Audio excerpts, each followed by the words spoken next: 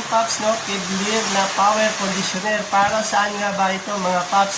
Ito ay protection sa ating mga equipment tulad ng mixer, equalizer, crossover, DXB, disc enhancer. Lahat ng processor pwede po dito ikabit natin, no?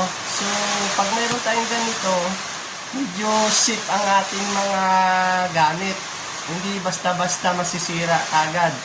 At pinoproteksyonan po itong ating Kevlar na power conditioner. So, sa likod niya, mapapansin nyo mga Paps, no? May mga meron siyang outlet sa likod. So, parang saksakan, no? So, 8 saksakan po yan, mga Paps. So, dito natin lahat isaksak ang ating mga processor. Kahit mapuno itong